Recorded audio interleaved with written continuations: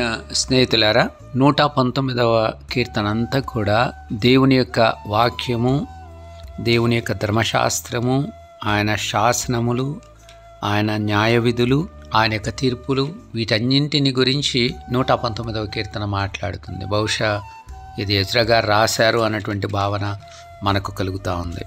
ఈ 119వ కీర్తన 100వ వచనంలో వ్రాయబడిన మాటను గమనించండి. నీ ఉపదేశములను నేను లక్ష్యము చేయుచున్నాను, కావున వృద్ధుల కంటే నాకు విశేష జ్ఞానము కలదు. అనగా దేవుని యొక్క వాక్యాన్ని ఎడతెగక ధ్యానించేటువంటి వారికి, వాస్తవానికి 97వ వచనంలో నేను దినమెల్లా నీ యొక్క ధర్మశాస్త్రమును ధ్యానించుతున్నానన్న మాట 97వ వచనంలో కనిపిస్తుంది.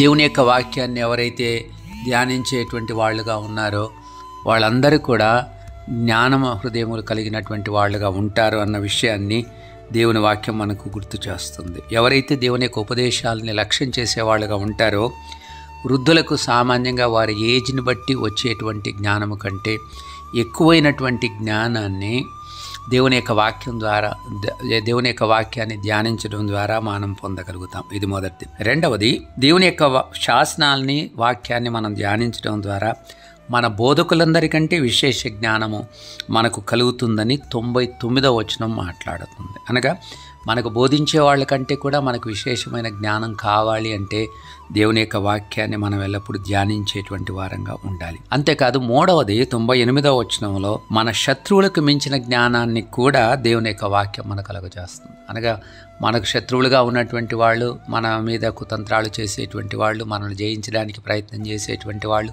పగపట్టేటువంటి వారు, మన నాశనాన్ని కోరుకునే వారిని మనం జయించాలి అంటే దేవుని యొక్క వాక్యము మనకు అవసరం. ఎంతగా దేవుని యొక్క వాక్యాన్ని మనం ధ్యానించే వారంగా ఉంటామో వారికంటే ఎక్కువైనటువంటి జ్ఞానాన్ని, మిన్నైనటువంటి జ్ఞానాన్ని, వారి యొక్క ఊర్లను, వారి యొక్క వలలని, వారు తవ్వేటువంటి గుంటల్ని తప్పించుకోవడానికి అవసరమైనటువంటి జ్ఞానాన్ని, వారికి మించినటువంటి బలాన్ని దేవుడు తన యొక్క వాక్యం ద్వారా మనకు అనుగ్రహిస్తాడు. కాబట్టి ఈ దినము నుండి దేవుని యొక్క వాక్యాన్ని ఎక్కువగా ధ్యానించడానికి, దేవుని యొక్క వాక్యంతో ఎక్కువ సమయాన్ని మనం గడపడానికి ఒక నిర్ణయం తీసుకోవాలని వింటున్న మీ అందరినీ నేను కోరుతున్నాను. తద్వారా వృద్ధుల కంటే, మన బోధకుల కంటే, మన శత్రువుల కంటే ఎక్కువైన జ్ఞానములోనికి దేవుడు మనల్ని తీసుకొని రాగలడు. అలా చేయటానికి దేవుని కృప మనందరికీ అనుగ్రహించబడును గాక.